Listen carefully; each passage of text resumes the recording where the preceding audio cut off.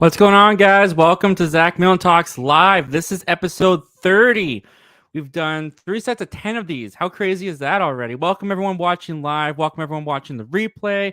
Everyone listening over at the Zach Milne Talks Movies podcast. Of course, guys, you can get the podcast form of all these shows. The link is in the description below. You can get it on Apple Podcasts, Spotify, iHeartRadio, you name it. You can get it, guys. Welcome. I'm very glad to have you here. Happy to be joined by you guys tonight. We got a big Marvel and DC extravaganza going on tonight, guys.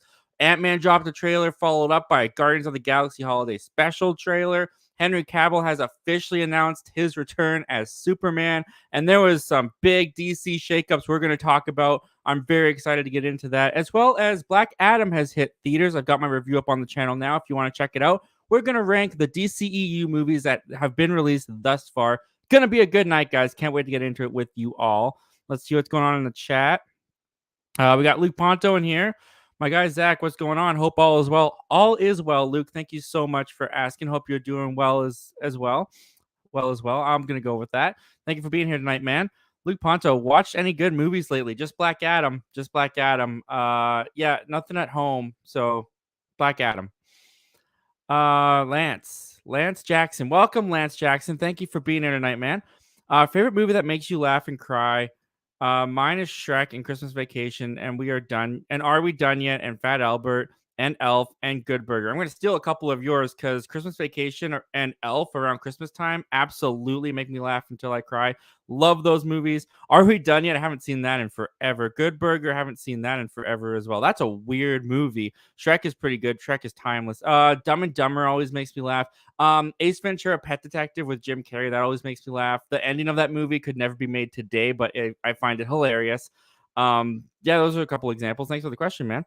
Luke Ponto, I just did a watch along for Videodrome and had a blast watching it again. That's awesome, man. Glad you had fun watching your movie tonight. I don't know what movie that is, to be honest. I've never heard of it, so I might have to watch that for the first time, then go and watch it with you guys on the replay. Namor, welcome, Namor. Thank you for being here tonight, man. Thank you for joining us.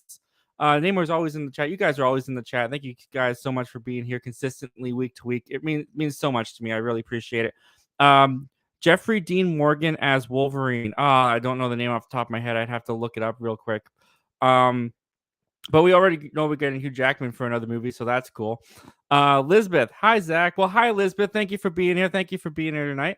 A little sad I couldn't make it to the Wakanda Forever premiere due to airport troubles, but this for sure will cheer me up. Wow, you're comparing Zach Milne Talks Live to the Wakanda Forever premiere. I am so honored. That is way too nice, Lisbeth. Sorry you couldn't go to the premiere. That is so cool that you even had the chance to go. That's awesome.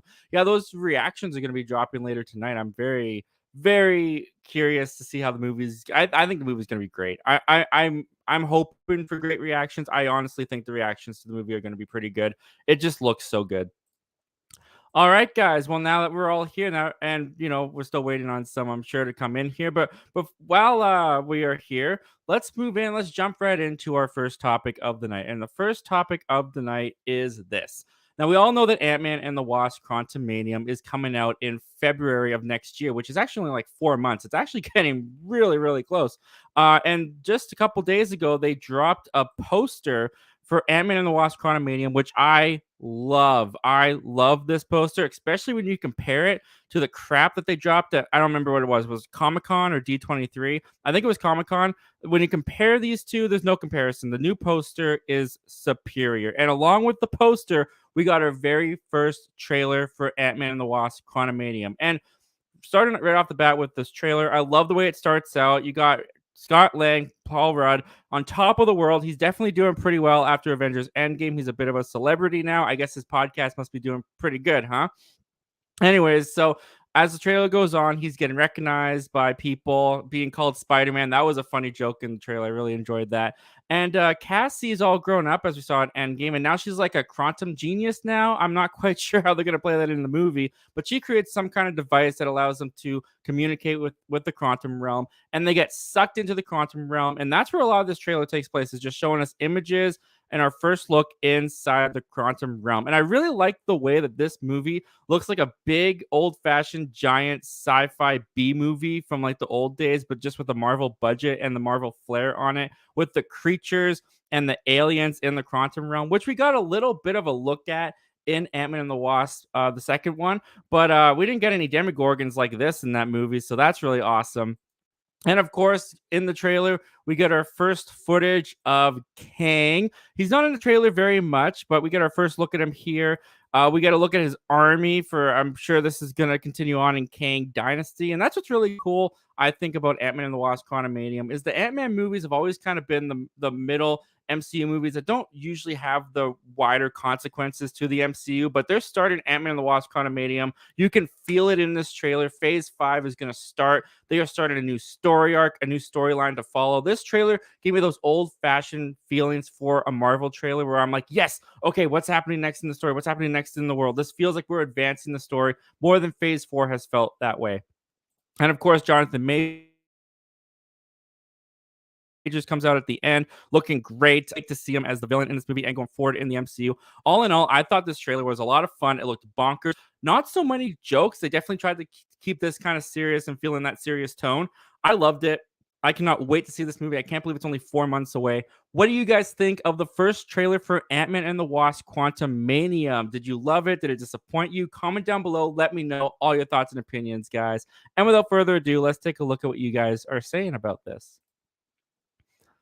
All right, what do we got? We got Luke Ponto.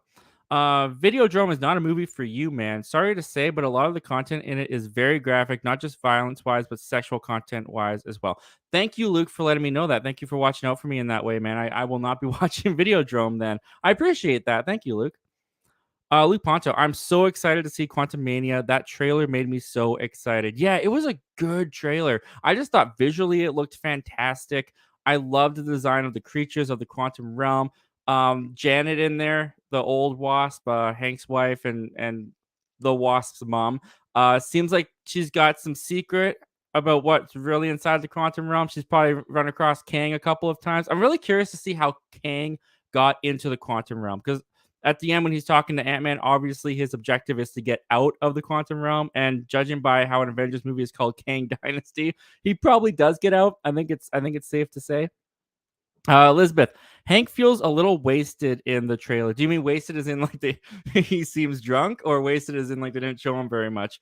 I don't know. I mean, he was in there a decent amount for a 2-minute trailer, so I wouldn't judge that too harshly on what his runtime in the movie is gonna be. I do like seeing Hank. I mean, Hank is kind of like an MCU character I kind of forget about, but whenever he's in the Ant-Man movies, I do enjoy his performance and seeing that character. Namor, Black Adam and Doctor Fate versus Thor and Doctor Strange. Who wins? That's a good team up question. Oh man. I'm honestly I'm leaning towards Black Adam and Doctor Fate. I mean, Thor is a god. He's very but he, on the same level as Black Adam. But Black Adam has like Superman type powers, and I think Superman would beat Thor because I mean Thor does bleed, Thor does get injured. So I'm going Black Adam and Doctor Fate. I think they would kick Thor and Doctor Strange's butt. That's a good team up. Luke Ponto. I watched Bodies last week and gotta say it was great. I had a blast. It was a lot of fun, good mystery, and very funny. That's that Pete Davidson one, right? Yeah, I haven't seen that yet. I heard it was. I've heard nothing but good things about it, so I definitely want to check it out at some point. Elizabeth. Cassie looks like she'll be a really important character in Quantumania. Yeah, she really does. I mean, she's got a. I don't know if I have the picture here or not. I would have pulled it up. I would have thought if I had it. But she's got a suit and everything in this movie. They're suiting her up. She's jumping in with the rest of them for battle. I don't think it uploaded to StreamYard, unfortunately. But yeah, I think they're setting up Cassie to be a little young Avengers girl herself. I mean, that's kind of where Phase 4 has really been going. Is they've been introducing all these young kid Avengers characters that I do think is eventually going to be some kind of young Avengers team. And I think Cassie's gearing up to be on that team as well.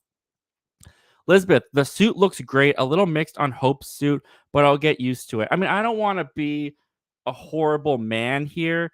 I'm kind of mixed on Hope's haircut. I don't want to be rude or anything. I just eventually Lily had such nice long hair, and I don't know. I'm not a fan of the short hair, and I just it's really short in this trailer. I miss the long hair, but that's her decision. I'm not gonna be too harsh on her for that. She can do whatever she wants with her hair. She doesn't have to appease Zach all the time. Luke Ponto, what are 3 TV shows that people are telling you to watch that you want to get around to? Oh, so many. Breaking Bad is one that I know that you love. You just finished, and now it's like your favorite show of all time. Breaking Bad is one that's definitely been recommended to me. Um, what's another one? Like 13 Reasons Why was one that was recommended to me, but that was kind of older, and I never ever got around to watching that, even though I said that I would. There's a oh, what's it called? There's oh, what's it called? It's like a drug show. I can't remember what it's called, but someone always tells me to watch it. Obviously, I haven't watched it yet because I can't remember what the name of it is. But yeah, there's so many shows that people have told me to watch that I just don't get around to because TV is just such a commitment. Lisbeth, what do you think about Cassie joining the Young Avengers? I mean, I got to see her performance first. I got to see what her powers are, how she is as a hero. I really liked when she was the little girl in the first 2 Ant-Man films, and when she grew up in Endgame, it made sense for the narrative and it had to happen. I'm not gonna lie though, I'm gonna miss that Paul Rudd and that little girl's connection from the first 2 movies. She was so cute and they were so sweet together. So I'm curious to see what this older Cassie actress is going to bring to the role. She's going to bring to the table. But I'm totally open to giving her an open shot. And yeah, I think she's hopefully going to be great. All right, guys. And with that, we can move on to topic number 2. And topic number 2, staying in the Marvel realm, we've got our very first look at Guardians of the Galaxy, the holiday special, which is coming out in a month. It comes out on November 25th. I didn't realize how close it was. Now, I've been really looking forward to seeing something from this Guardians of the Galaxy holiday special. It's said to be before Guardians 3. I didn't know how much it was going to tie into Guardians 3, how much it's going to have consequences on the MCU as a whole.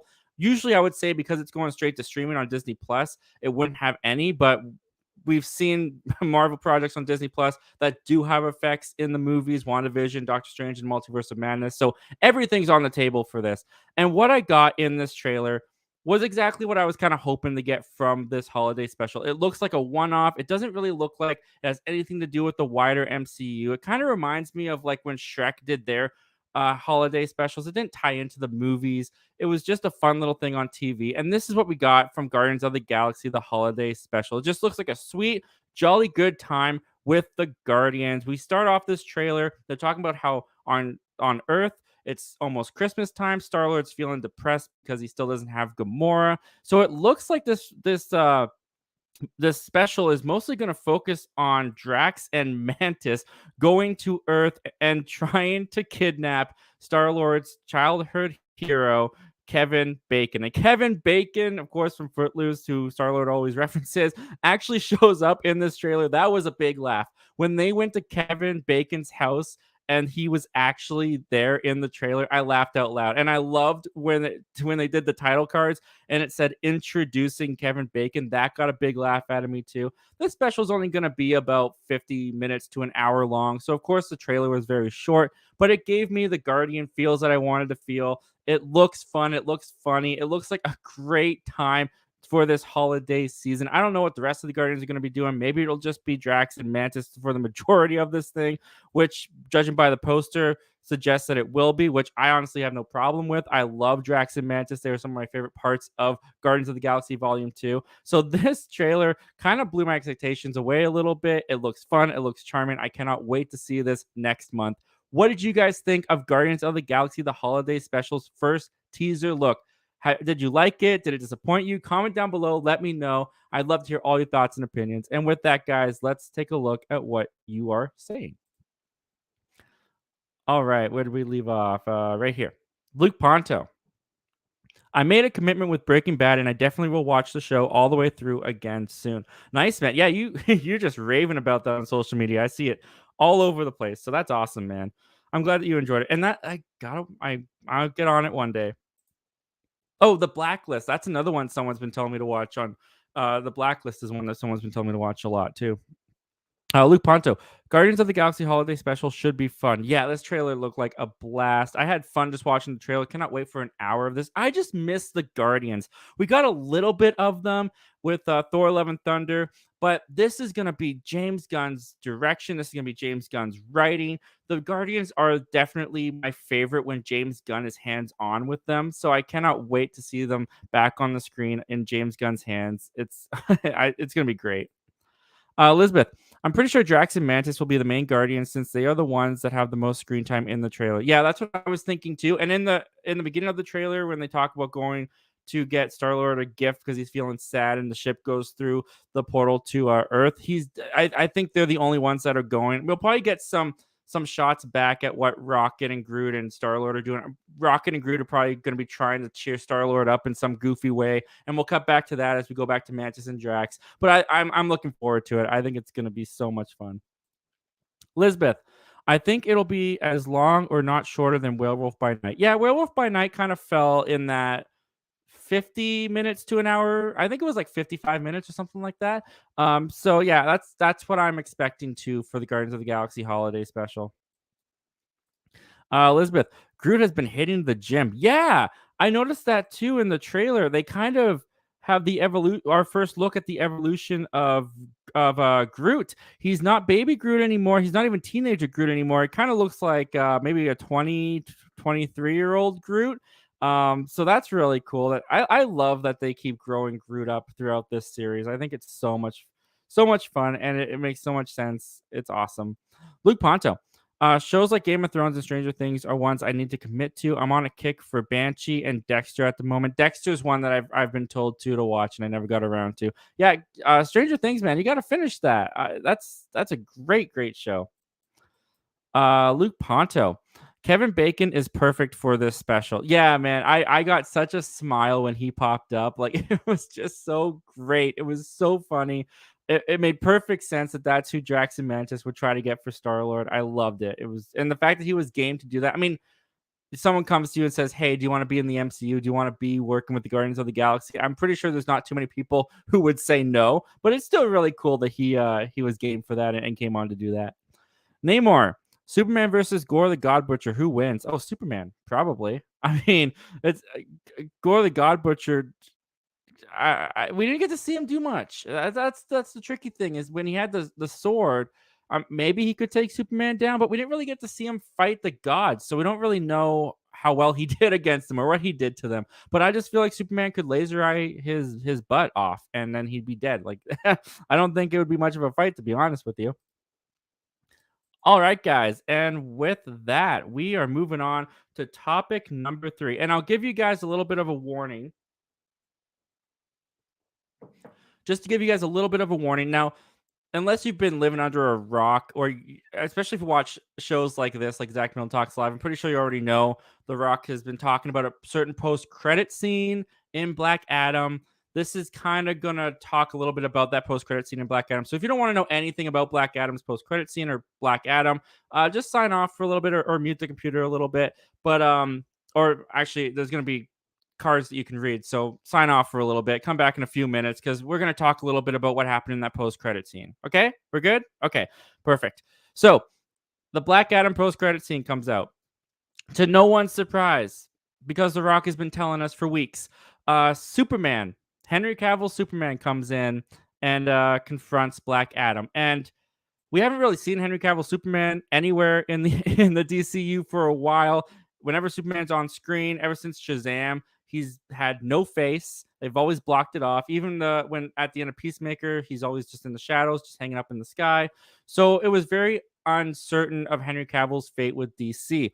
And last week, we talked a little bit about how there was a rumor, a development story of how they were wanting Warner Brothers to develop Man of Steel 2 with Henry Cavill, and that they're in active search for writers for that project. Well, it looks like that may actually have some legitimacy to it because Henry Cavill himself has officially come out and announced his return as the Man of Steel. Here's what he had to say. This comes from Entertainment Weekly. I wanted to make it official that I am back as Superman, Cavill said in an Instagram video posted Monday, following Black Adam's opening weekend, which pretty soon to do that, but everyone who's going to see the movie has seen the movie at that point. The image you see on this post, which is the one I have right next to the text there, which looks great, is just a very small taste of things to come. There's a lot to be thankful for, and I'll get to that in time. But I wanted to thank you guys most of all for your support, your patience. I promise it will be rewarded. And that comes straight. That milk comes straight from the cow. That is Henry Cavill announcing he is back as Superman. Now, like I mentioned last week, guys, and my opinion hasn't changed drastically, but like I said last week, when it comes to Man of Steel, when it comes to Henry Cavill as Superman, I don't really have a large stake in the argument or in my opinion. I thought he was fine in Man of Steel. I said last week I could kind of take or leave him. I thought he was good in the role, but I wouldn't be heartbroken if he never came back and they found someone else. Well, I will say that when I saw Black Adam, when that post-credit scene came up and Henry Cavill came out and confronted Black Adam, I will say that when I saw Henry Cavill on screen, I didn't geek out. I didn't have a big applause, but I did have this feeling of this feels right.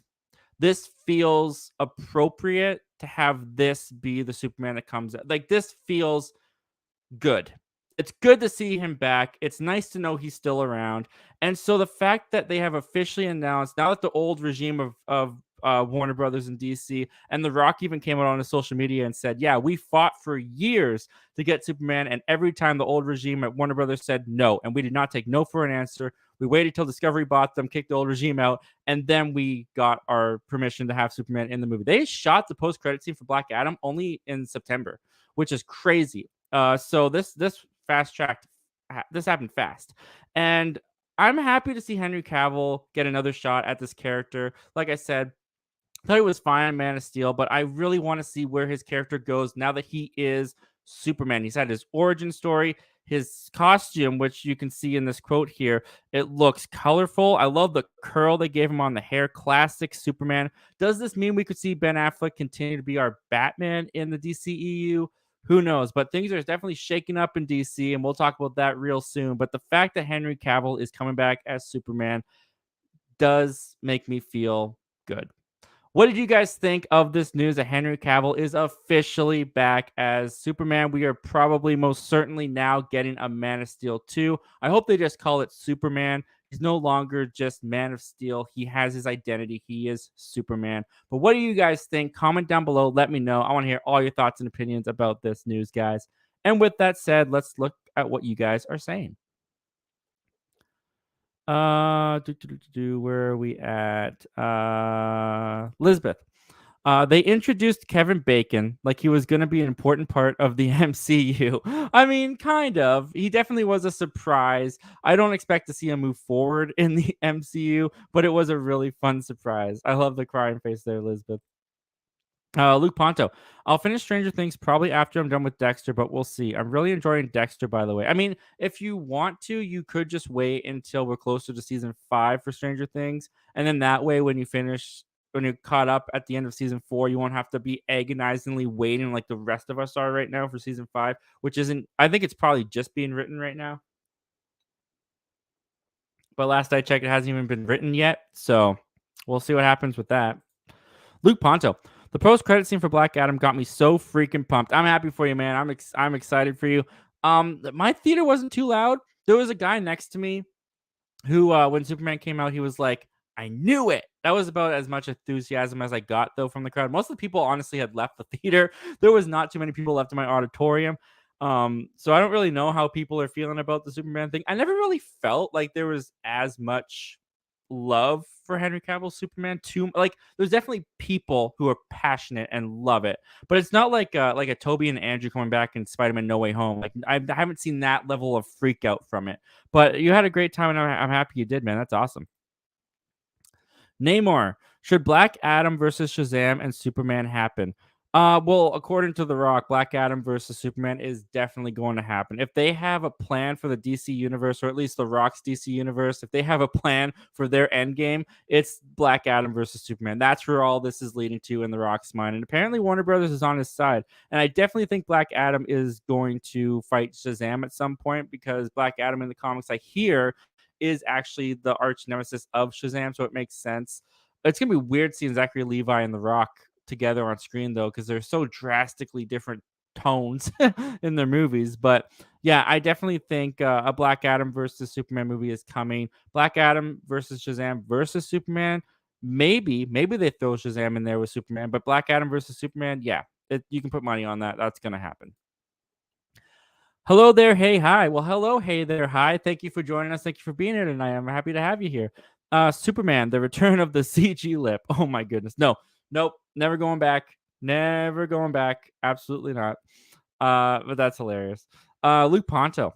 What a coincidence. My theater was the same. Yeah, I haven't like sensed too much, freak out for this post credit scene. But yeah, I guess people were either just done with the movie with Black Adam because my theater was dead silent during that movie, and or they just thought, well, this isn't a Marvel film. There's nothing at the end. We'll just go.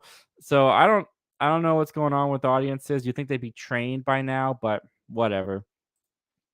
All right, guys. And with that, we can move on to topic number 4. And topic number 4, now that we have Black Adam out in theaters, we have 12 DCEU movies in the universe. So I thought it'd be fun with the release of Black Adam that we would rank them. We would rank them from worst to best. There's 12 if you include the Justice League theatrical and the Zack Snyder Justice League. So I'm going to include both. So we've got 12. So without further ado, let's start ranking. So at number 12, my last spot, the one that I don't like almost at all, is Wonder Woman 1984. Wonder Woman 1984 was such a massive disappointment. The first Wonder Woman is such a good movie. Patty Jenkins came back, the whole cast came back, and this one just kind of fell flat. The action was lacking, even though in the trailers they showed so much action.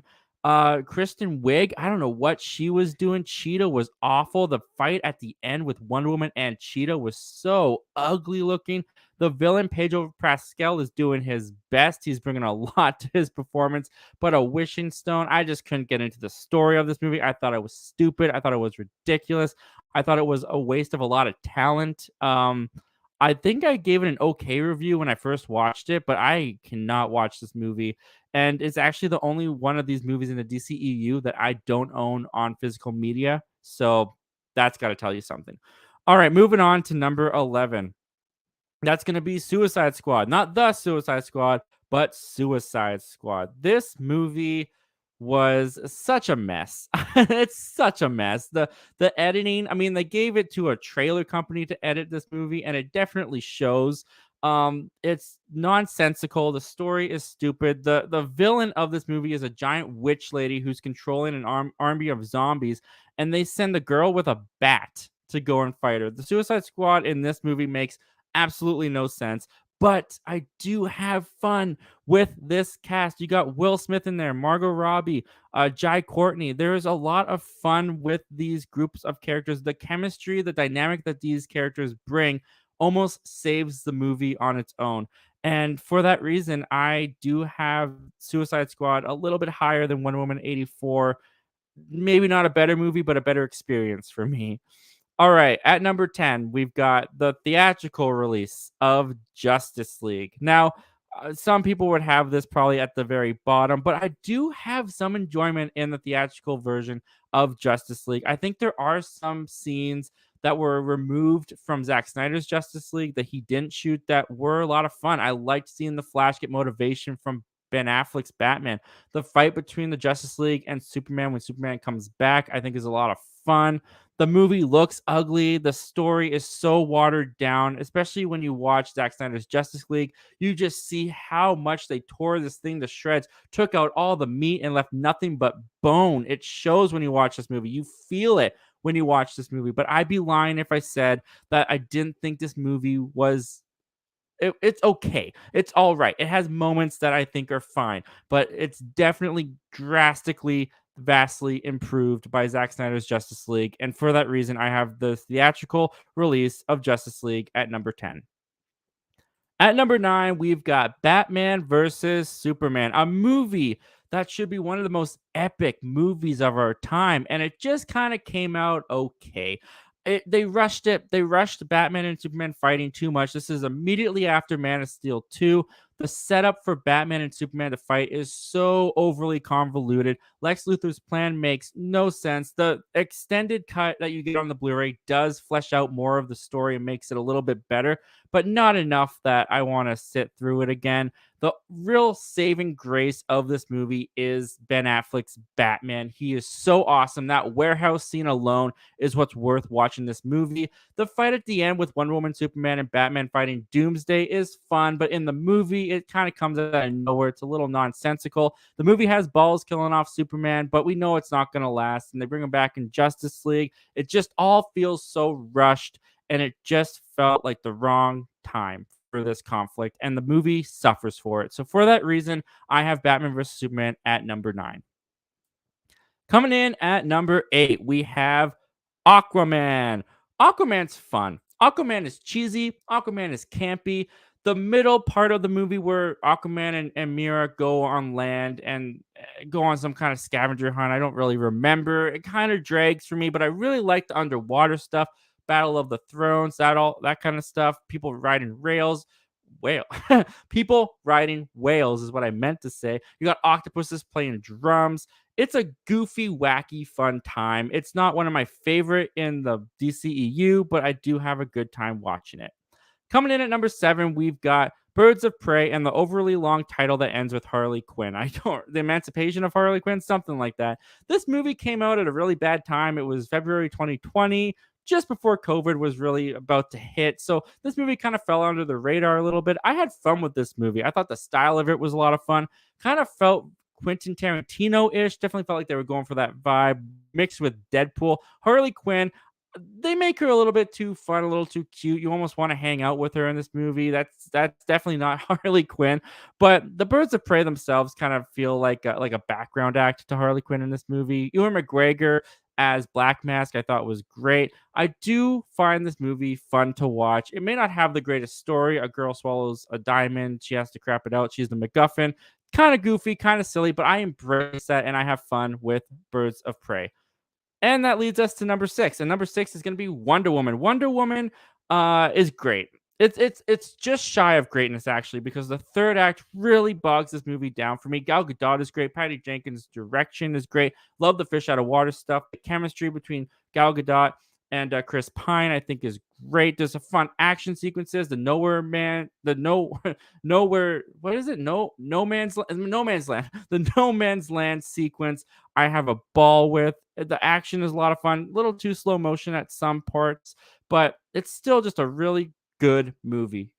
So that for that reason, I have it at number 6. Number 5, and this might be recency bias, but I'm going with it. We got Black Adam. Now, Black Adam, I got my full review up. This movie is newly in theaters, so I won't go too deep into it. I will say that Black Adam suffers from story, plot, characterizations. It doesn't matter about that. All of that stuff is not what Black Adam is focusing on. What it's focusing on is making the Justice Society of America and Black Adam looking awesome with some great action sequences. And that's what carried this movie through for me. I had so much fun watching this action blockbuster extravaganza play on the silver screen. Black Adam himself, Dwayne Johnson, I thought he was fine. It was fun seeing him throw fools around. I definitely got more invested in the Justice Society of America with this movie, but I can't deny that I had a great time walking out of that theater with Black Adam. Despite all of its flaws, I'm putting it at number 5, at least for now. Coming in at number 4 is Black Adam's counterpart. We got Shazam. Shazam is probably the first time that I felt true joy and fun within the DCEU. Zachary Levi as his character kills it. The way that he plays the young boy, you totally believe that they are the same character. It's so much fun. The big themes, Tom Hanks, big. I love that movie. The fact that they kind of play with that movie a little bit in Shazam works so well for me. When it comes to the villain, I do feel like it conflicts with the tone of Shazam sometimes. In some ways, I like that because it's like this kid facing all the true evil of the world when he's not really ready. But at the same time, the movie's tone feels a little muddled whenever the villain comes on. But regardless of all that, I have such a fun time whenever I watch Shazam. It's a blast. And for that reason, I have it at number 4. Coming in at number 3, we got Man of Steel, the one that kicked it all off for the DCEU.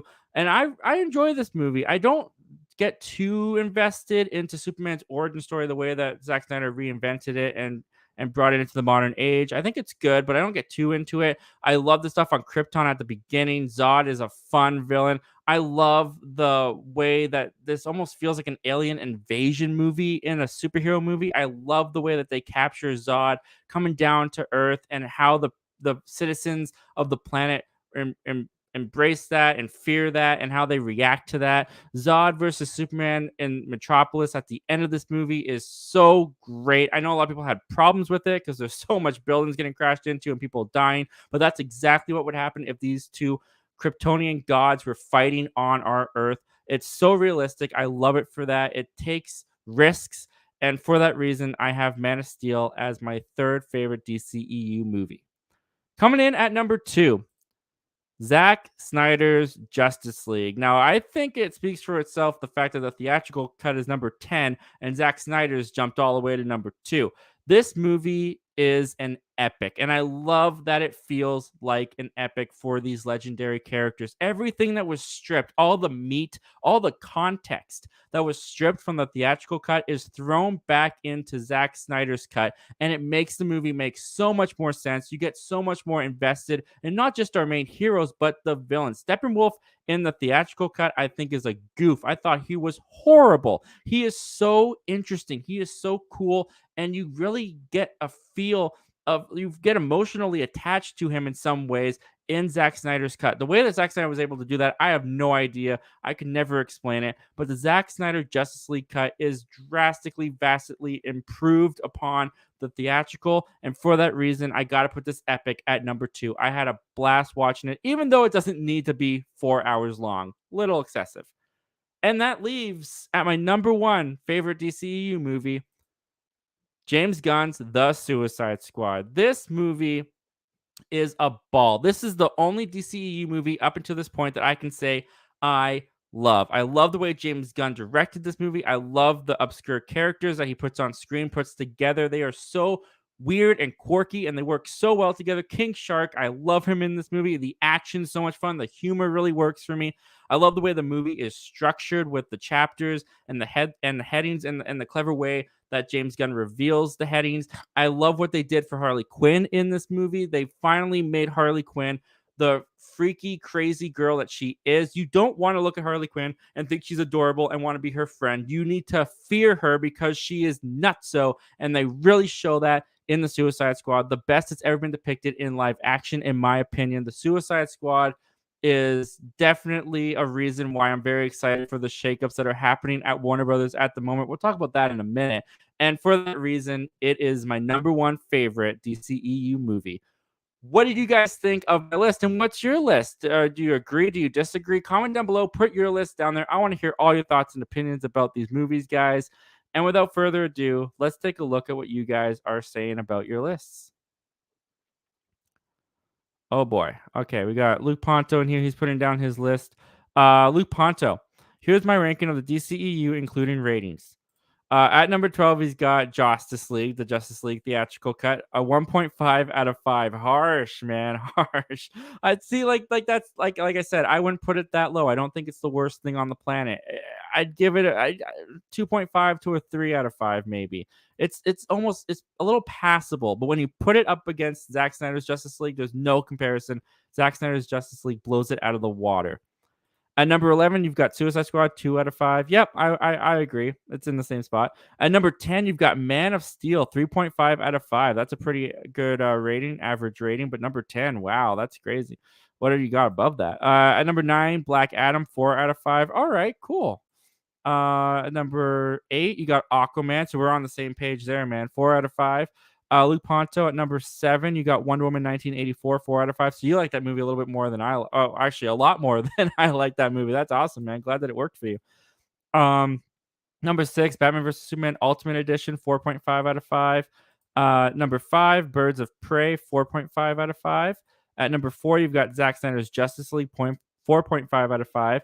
At number 3, you've got Shazam, 5 out of 5. You love that movie. At number 2, you've got Wonder Woman, 5 out of 5. Nice. At number 1, we're in agreement. You've got The Suicide Squad, 5 out of 5. That's awesome, man. Luke Ponto. The way that Black Mass explodes at the end was honestly shocking the way it turned out, but still great. Yeah, it was pretty funny. She shoves it in his pants. Yeah. I kind of wish they didn't kill him. I would have liked to have seen him return, but it was funny the way he went out, and it worked really well for that movie. Schofield Studios. Hey, Schofield Studios, we missed you. Where you been for the past little couple of weeks, man? I'm kidding. You're not obligated to be here. I'm sure you were living life, and I'm glad that you were. And thank you for joining us. Thank you for deciding to join us tonight, man. Really appreciate it. Glad to have you back. Namor, Lucifer Morningstar versus Ghost Rider. I don't know who Lucifer Morningstar is. Is that the Lucifer from the TV show? I'll just go with Ghost Rider for now. Schofield Studios ranking the DCEU movies. Yes, we were, man. If you want to throw in your ranking, go ahead, man. Go down in the comments and put down your ranking. I'd love to hear it. Luke Ponto. There were times during Black Adam where I thought it got a little too silly for me. Oh, dude, absolutely. That movie was ridiculous sometimes. It was corny. Some of the dialogue was really corny and cheesy as well. And it was just a stupid movie, stupid story. But I had fun with it, man. It was fun. Schofield Studios. I agree. Shazam was the very first enjoyable DCEU movie. Yeah, it was definitely the first one that I really enjoyed myself all the way through in the theaters. It was so good. Excuse me. Luke Ponto. Wonder Woman was the first DCE movie I loved because I didn't care for Batman vs Superman at first, but the Ultimate Edition made it better for me. See, I was loving Wonder Woman so much until the third act. The third act, like I said, just bogged it down a little bit for me. Unfortunately, but I'm glad it worked all the way through for you, man. That's awesome. Lisbeth, the Suicide Squad was 100, what is that? 10 million times better than Suicide Squad 2016. I agree. It improved it in every way. It actually made sense why they would use the Suicide Squad, how Amanda Waller used the Suicide Squad. In Suicide Squad 2016, it was like, why is any of this happening? You're saying that you want to protect the planet in case another Superman threat comes, but you're gonna put a girl who just has a bat into the group, and like it was so stupid. It was so stupid. Simply Sorrow. Well, welcome, Simply Sorrow. Thank you for being here tonight, man. You haven't been here in a couple weeks too. I missed you, man. Hope you've been doing well. Shazam was a funny movie for sure. Yeah, man. Yeah, a lot of the humor in Shazam really worked for me. I love when they're testing out Billy's powers as Shazam and seeing if he can fly, seeing what he can do. I love that sequence so much. And when they go to the grocery store and they stop the robbers and ask the robbers to shoot him to see if he was bulletproof, I just, oh, it was so funny. I love that movie. Namor. I was talking about the Lucifer show. Okay, yeah, I haven't seen the Lucifer show, so I didn't even know that he had like powers or anything. Luke Ponto. If we were talking about DC movies in general, my number one is The Batman, no competition. The Batman. If I don't all the DC movies, maybe The Batman. I don't know, the Suicide Squad or The Batman, but I can't think of all the DC movies off the top of my head right now. Superman the movie and Superman 2 from the olden days, those are still pretty good. Schofield Studios. Can't possibly rank the DCEU movies. Haven't rewatched most of them. I saw in theaters, and half of them I haven't watched. Although Wonder Woman 84 was the worst for me. Well, so far we're on the same page, man. Because I didn't like Wonder Woman 1984 either. I can't remember what I gave it in my review originally when it first came out. But the second time I tried watching that movie, I couldn't do it. I didn't like it at all. Haven't even bought it yet. And usually movies that I need to complete for a franchise or a collection that I don't want to buy, I usually ask for Christmas or my birthday. I didn't even bother doing that with 1984 with Wonder Woman. Not yet, anyways. Elizabeth, I think that the Suicide Squad has some of the most gory and unexpected kills. Yeah, it's a very violent movie, but I like that it's not gratuitous. What's the word I'm looking for? Overly violent for the sake of being violent. Like the opening sequence of that movie when they all go to storm the beach at first, and you see like everyone getting chopped up and how they're dying, and then that the one guy's head exploding. I think it's the most violent movie gets, but it definitely sets the tone for what you're in for. I was on the floor shocked when I watched that in theaters. Brought my little brother with me. It might not have been the best idea, but we had a blast with that. That was crazy. Luke Ponto. In total, as of now, I've seen the Batman 7 times. Oh my gosh, 7 times? That's a 3 hour long movie. That's a lot of hours. I've only seen it the once. I only saw it once in theaters. I own it on Blu-ray, but I never watched it on Blu-ray. So I've only seen it the one time still. I loved that. That's probably still my favorite movie of the year so far. Lisbeth, Man of Steel takes the cake for me. Yeah, a lot of people love Man of Steel. So you're not alone in that, man, Lisbeth. So that's awesome. Simply Sorrow. Booyah, doing good. Went to Michigan for a few weeks for the summer, and well, now it is almost winter. Yeah, I know, crazy, right? Well, that's awesome. I hope you had a great summer. Sounds like you did. If you went traveling and stuff, that's awesome. Yeah, and buckle up for winter. Get ready for that. Get your winter tires. Schofield Studios. The Dark Knight is the best DC movie for me. Then the Batman. Then Batman '89. Batman carries DC for me. Yeah, Batman's definitely the most popular character. Where's Batman 1966 in there? I want to see the love for Batman 1966 with Adam West. Some days you just can't get rid of a bomb. that's that's a goofy movie, but yeah, the Dark Knight is probably still the best for many people out there. The Dark Knight probably would be the best for me still, but I don't know. I like the Batman more. Simply Sorrow. Then got busy with work, but glad to be back. Yeah, work will do that to you, man. Well, glad to have you back. Glad you got back safe and sound. Luke Ponto. Blackguard's death was so unexpected. Is that the Blackguard's death? Is that the guy that gets ripped in half by the starfish? Is that who you're talking about? Or is that no. That's at the beginning of the movie, isn't it? I think that's at the beginning of the movie. Crap, who's Black? Yeah, because the Thinker is the one that gets ripped in half. Never mind. I don't know who Blackguard is that I'm thinking of then. Simply Sorrow. Luke Ponto. Oh, you're responding to Luke Ponto. That is about a full day of the Batman. Dope way to spend a day. Yeah, that is pretty much all the day that you could spend on watching the Batman. That's crazy. I hope you had fun, Luke. I'm sure you did. Schofield Studios. Batman 66 is top 10 as well. Laughed my butt off at the shark repellent. Oh man, that opening sequence is something else. When they're going and Batman is on the rope from the helicopter and dips down into the water, and that plastic rubber shark comes out biting on his leg, and Batman's pounding on the shark as he's holding onto the ladder of the helicopter, and the bat repellent, the shark repellent comes out of his utility belt. It's the funniest Batman movie ever made. You can't convince me otherwise. I mean, it's comedy gold. It's comedy gold. Luke Ponto. The Batman is a movie I love going back to, and just being fascinated with Matt Reeves was able to accomplish with it. Yeah, he did a lot with that movie. He did so well with that movie. I'm looking forward to seeing him going forward in the DC movies because he's got a whole rogues gallery that he's developing right now. He's developing the Penguin TV show. There's a lot of Matt Reeves Batman universe that we're going to get in the next couple of years, and I'm very excited for it.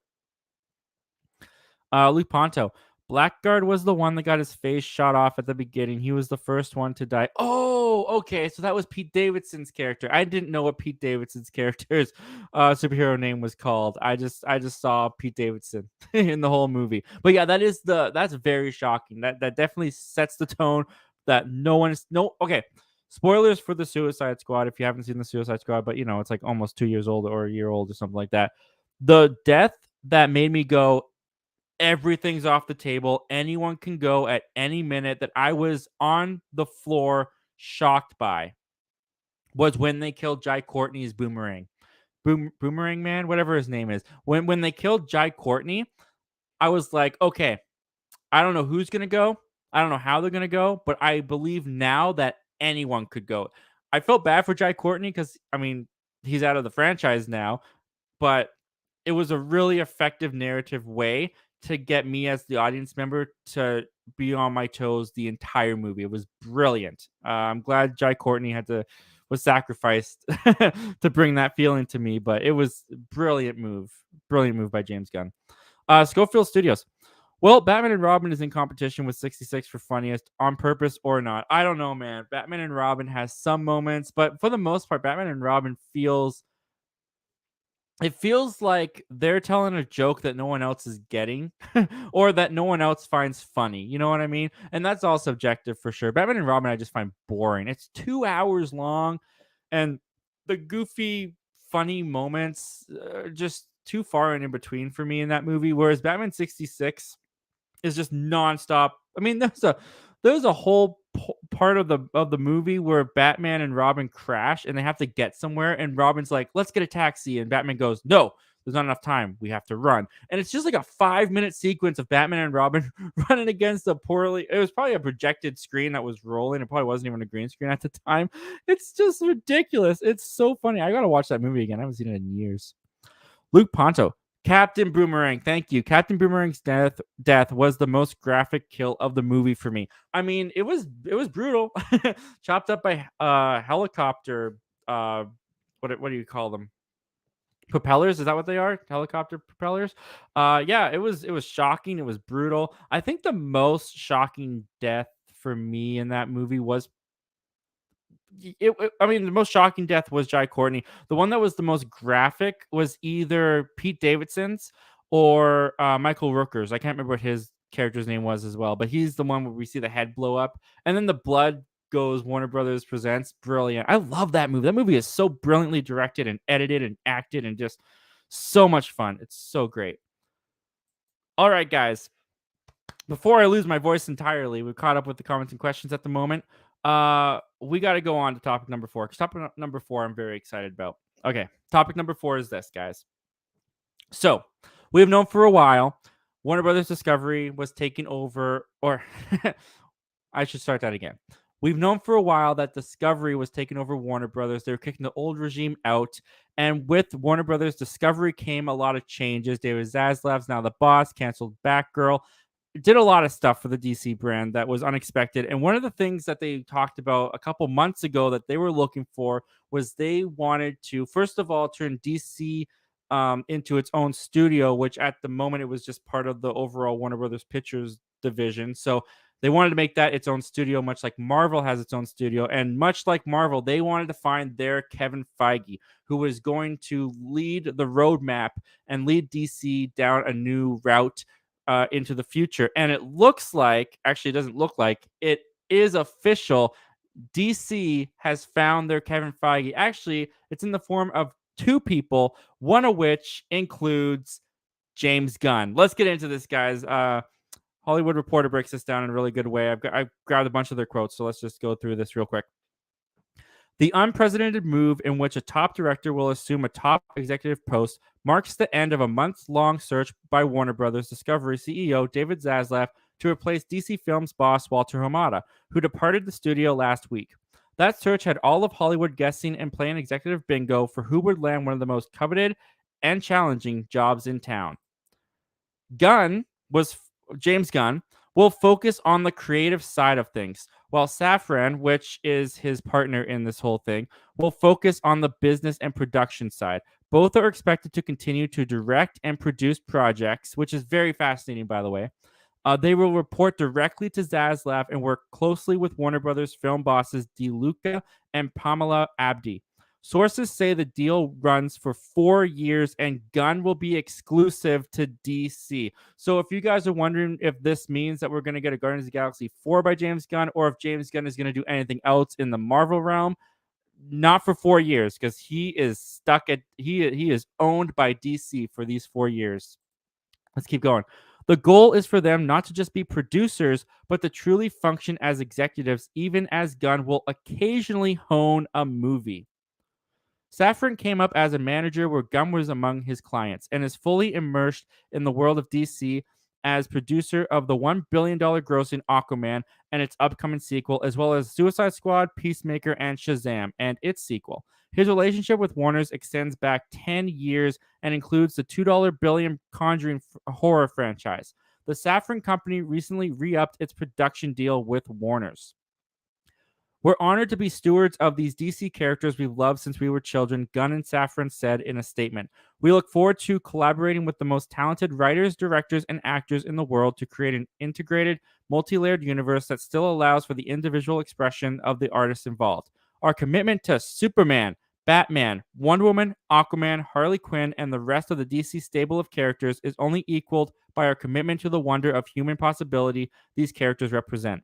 We're excited to invigorate the theatrical experience around the world as we tell some of the biggest, most beautiful, and grandest stories ever told. And that comes to us from the Hollywood Reporter. Guys, if you don't understand how huge this is for not just DC, but for Warner Brothers and James Gunn and all these people involved, this is huge. Now, before James Gunn and Safran were put as co-CEOs and co-chairmen of DC Studios, which again now a studio not under Warner Brothers, just film division. Before this, Walter Hamada, who left, as it said in the article, he was just one of the chairmen of a bunch of chairmen. There was a bunch of cooks in the kitchen with DC, with the old regime. This is the first time that DC over at Warner Brothers is going to have its own Kevin Feige like Frankenstein creation where they are in charge. They make the decisions. They only have to talk to David Zaslav. That's the only layer they have. That is their boss. At the moment, with Bob Chapek now running Disney, Kevin Feige himself has like 3 to 4 people he has to go through before he can even talk to Bob Chapek, which didn't used to be the case when Bob Iger ran Disney. But now James Gunn and Safran like pretty much have more control over their DC universe than maybe even Kevin Feige does at this moment. When it comes to James Gunn being in this position, this is fantastic. Now, I've seen some people online saying that this is disappointing. Now, every movie in the DC world is going to be like Suicide Squad. It's just going to be like James Gunn all the time. That's not going to be the case. This is not going to be a James Gunn universe, for so to say. James Gunn, as it says in the article, he's on the creative side of things of this partnership. So he's picking who they're bringing in, the stories they're going to tell, bringing in the creative talent. And James Gunn is a creative person himself. He's been on the side. He's been both in front of the camera. He's been behind the camera. Not to mention, he was at Marvel. How crazy is this? He was at Marvel. He was working on Guardians of the Galaxy, to the point that there was a time where Kevin Feige was picking him as his right-hand man. He was going to be in charge of the intergalactic side of the Marvel Cinematic Universe. Then those tweets came out that were like 13 years old that people dug up. They were horrible jokes and all that stuff. He got fired from Disney, got picked up by Warner Brothers, directed a DC movie, got rehired after that by Disney to finish out his Guardians of the Galaxy trilogy. Now he's permanently at DC as the lead of it. It's a crazy story. It's just the lineup of events is insane. But the fact that he's worked with Kevin Feige, that they were already picking him to be the leader of a part of the MCU, he knows how this stuff works. He has been in a position where he's seen a cinematic universe, the innings and outs of it. He's got the knowledge. He has the experience. I have no doubt that he is going to do a fantastic job at world building, because that's what James Gunn does in Guardians of the Galaxy, in the Suicide Squad even. This guy knows how to world build. Not just that, but he is a comic book fan at heart. You talk to hardcore comic book fans, and they will even tell you that James Gunn knows more deep cuts than they do. Just the fact that he's been able to bring all these obscure characters to the screen and make us love them already with Guardians of the Galaxy, with the Suicide Squad. Not only is he going to be in charge of the big name superheroes, like they say, Superman, Batman, Wonder Woman, and not only will he probably know them by the back of his hand and know how to treat them, how to bring them onto the screen and make audiences love them the way that he fell in love with them, he's also going to bring obscure characters that none of us have even heard about once again, and he's just going to do wonders with them at DC. And what's great about this partnership is that while James Gunn is the creative side of this, that he knows how creatives work, he will design the world and shepherd the DC universe. We also got Safran here, who has been with Warner Brothers in the producing side for 10 years. He's worked on pretty much all of the DCEU movies already. He has tons of experience. He knows the business side of things. He's made a lot of money with movies that he's worked on. So while James Gunn, this is also very interesting too. James Gunn is not only going to be running the DC universe alongside with Safran, but he is also, it says in the article, occasionally going to hone a movie. So James Gunn is also going to be on sets directing. He's going to be he's going to have a personal touch. He's going to personally be there in as the DC universe that they are going to be creating is going to be expanding. I am very, very excited about this, guys. The future of DC with these two in the lead, with these two at the head of it, is a really bright future. Does it mean that it's going to be amazing right off the bat? Probably not. One thing to mention about these two that I didn't pick from the article, these two guys start this job November 1st. Next week is when they go into office and when they start their job. So we're probably going to start to see effects of their DC Studios world that they're going to continue in the DCEU, which I think they say in the article they've officially just called the DCU. We're going to start seeing effects of that maybe even next year, 2 years from now. I'm very excited about this. I think this is a great opportunity. I'm very like, congratulations, James Gunn. You definitely earned this. You deserve this. This is fantastic. Cannot wait to see what these two guys do and how this changes the hierarchy of power in the DC universe. What do you guys think of this news? Are you excited that James Gunn is in this position at DC? Are you hesitant? Are you not the biggest James Gunn fan? Comment down below. Let me know, guys. I want to hear all your thoughts and opinions about this huge shakeup over at Warner Brothers. And without further ado, let's take a look at what you guys are saying. All right, guys, I've been waiting a really long time to get all that off my chest and all my thoughts. So, with that said, guys, we are going to go straight into your now comments and questions. We're going to take them for as long as you want tonight. Um, so let's just get into it, guys. It can be about the topics that we've talked about tonight. It can be about anything you guys want. I'm excited, so let's get into this. And let's start off where we left off with Luke Ponto. Michael Rooker's character's name in the Suicide Squad is Savin. Oh, right. Okay. Thank you, Luke. Thank you. Schofield Studios. Chris Pratt. Hey man, how was your day? James Gunn. Good. I was just greenlighting DC movies to compete with you. No, you know what is interesting? What's interesting? I mean, first of all, it's I'm sure it's a friendly competition type thing because Kevin Feige and James Gunn, I'm sure, are friends. Even when James Gunn got fired, there was reports coming out that Kevin Feige was really fighting for him and trying to get him back. Um, which fun little fact, real quick. The head of the overall boss at Disney, his name was Alan Horn, and he's the one that originally fired James Gunn. And now he's the overall. Well, he's not the overall boss, but he's an advisor for David Zaslav, and he's working with David Zaslav over at Warner Brothers. So he's the one that also probably helped hire James Gunn at Warner Brothers. So he fired him from Disney and hired him at Warner Brothers. That's kind of fun, but I find it interesting that they say that this is going to be the last. The Guardians of the Galaxy 3 is going to be the last movie with this iteration of the Guardians. So I wouldn't be surprised if you see maybe Dave Bautista, maybe Chris Pratt, maybe Bradley Cooper. He just voices Rocket, I know, but you might start seeing some of those Guardian members. They might come over to DC. He might have a role for them. If any of them, I could see him working with Dave Bautista again. I could see Dave Bautista being brought into the DC universe. It's gonna be interesting. I'll tell you one thing though. I'll tell you who's very happy about this deal and about this announcement is Sean Gunn. Because Sean Gunn, if you don't know who Sean Gunn is, that's James Gunn's brother, who he puts in like all his movies. Sean Gunn just got a lot of work. He's gonna be on a lot of movies, man. Luke Ponto. That news made me so freaking happy. I love James Gunn, and I'm glad he's running DC now with Saffron. Yeah, man, it's great news. It's so great. I forget I think it's Justin Saffron, but I honestly can't remember his first name. I kind of feel bad for him because everyone's just running with James Gunn is now running DC because he's the big clickbaity name, but the Saffron guy just kind of gets left behind.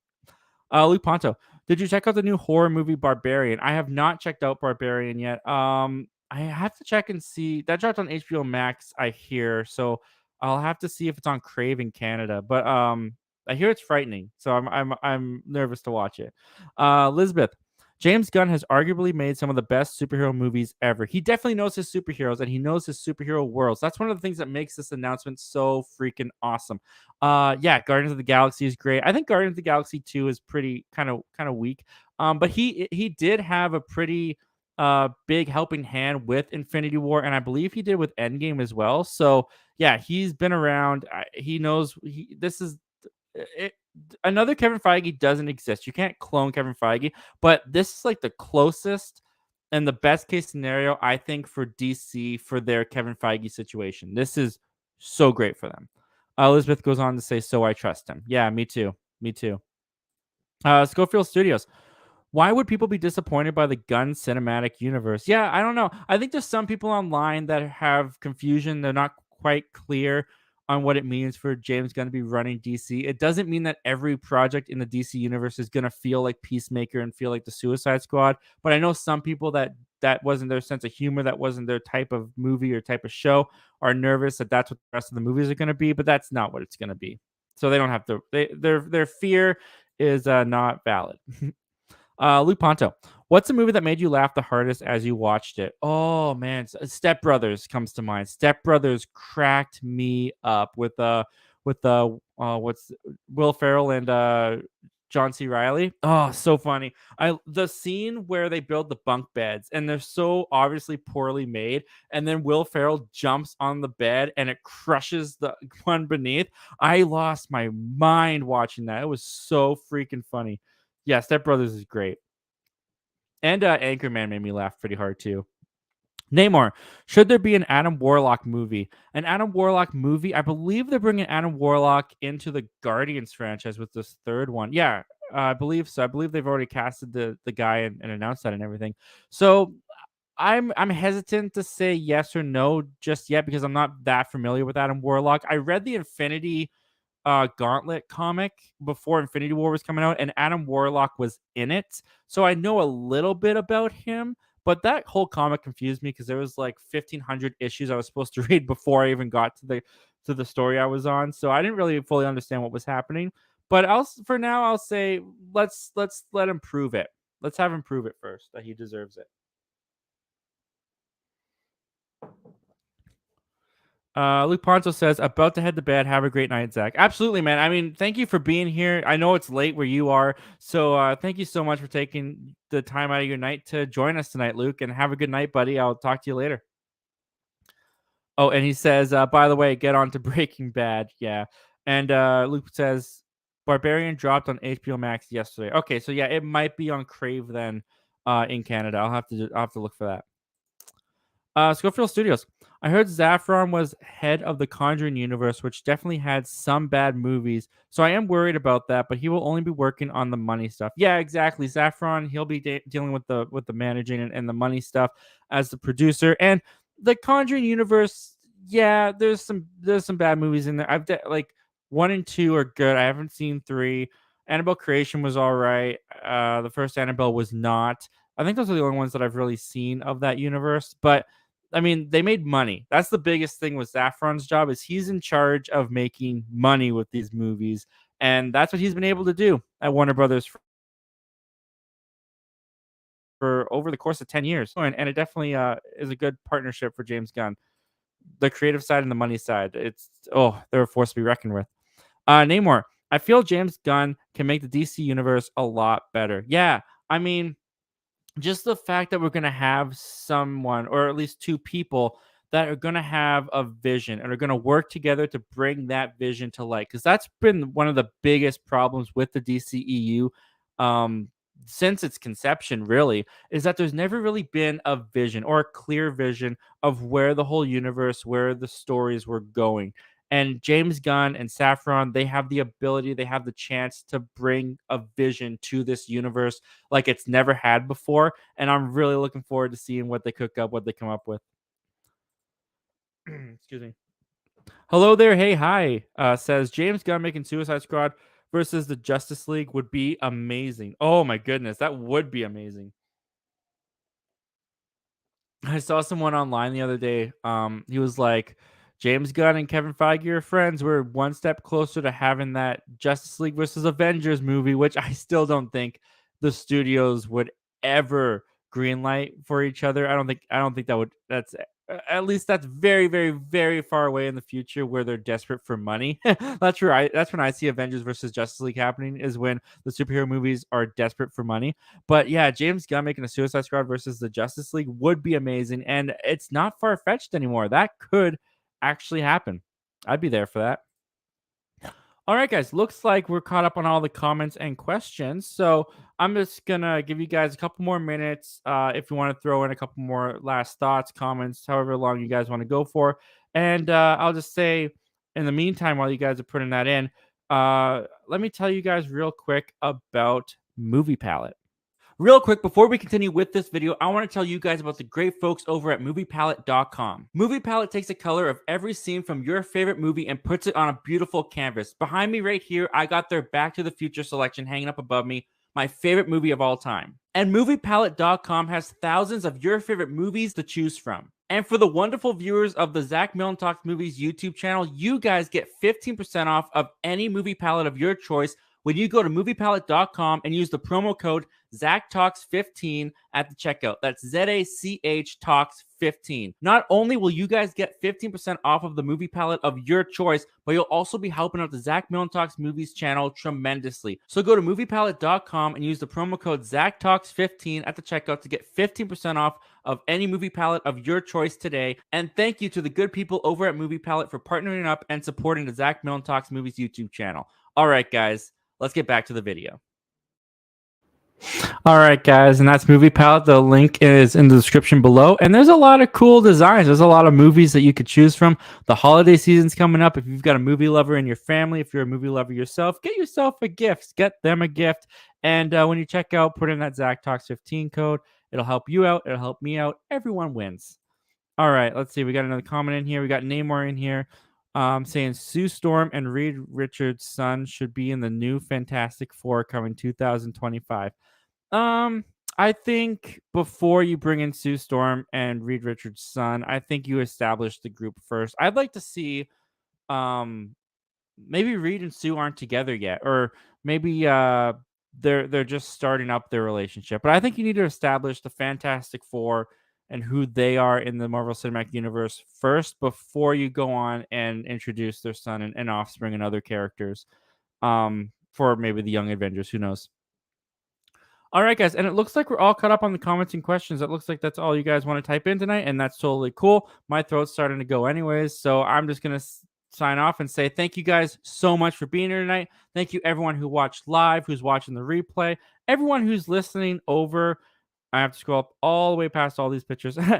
Everyone listening over at the Zach Milne Talks Movies podcast. Again, guys, the description for that podcast is the link for that is in the description below. You can get it on iHeartRadio, Apple Podcasts, Spotify, anywhere you get your podcast, you can find that podcast, and all the Zach Milne Talks live shows are up there. So once again, guys, thank you so much for joining me tonight. Thank you so much for being here. All your comments and questions, all the engagement really means a lot to me. Thank you so much. And with that said, guys, I will see you again next week. Same Zach time, same Zach channel.